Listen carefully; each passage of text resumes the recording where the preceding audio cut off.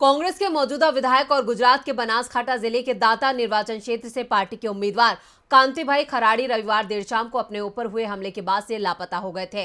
राहुल गांधी ने इस घटना को बीजेपी की साजिश और गुंडागर्दी करार दिया है। गुजरात में आज दूसरे चरण में बनासकांठा में भी मतदान है, तो क्या है पूरा मामला, देखते हैं ये रिपोर्ट। गुजरात में आज 14 जिलों की 93 सीटों पर वोटिंग है, लेकिन उससे पहले कांग्रेस विधायक पर बीजेपी की तरफ से जानलेवा हमला किया गया है। ये कहना है कांग्रेस का, जिसको लेकर कांग्रेस सांसद राहुल गांधी ने बीजेपी को बड़ी चुनौती दे डाली है।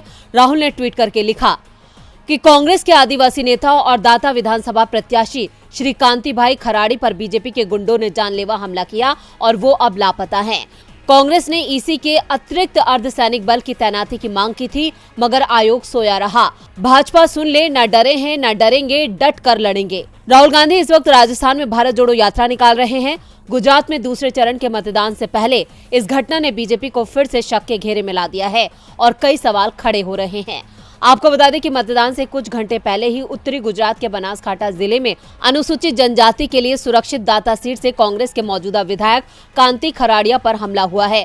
उनका आरोप है कि भारतीय जनता पार्टी के उम्मीदवार लघु पारघी ने उन पर हमला किया।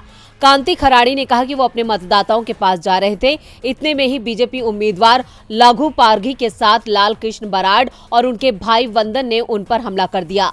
उनके हाथ में हथियार थे और उन पर तलवारों से हमला किया गया। उनकी गाड़ी बामोदरा 4 वे से जा रही थी, तभी बीजेपी प्रत्याशी ने उनका रास्ता रोक दिया। जब उन्होंने लोगों को आते देखा तो वो वापस लौटने का फैसला किया, लेकिन इतने में ही और लोग उनकी तरफ आने लगे और उन पर हमला कर दिया, जिसको लेकर राहुल गांधी ने भी ट्वीट किया और बीजेपी को ये भी बता दिया कि कांग्रेस डरने वाली नहीं है। राहुल के ट्वीट के बाद और कांग्रेस की सक्रियता की वजह से गुजरात के दाता से कांग्रेस प्रत्याशी और मौजूदा विधायक कांतिभाई खराड़ी करीब 2.5 घंटे बाद सुरक्षित मिल गए।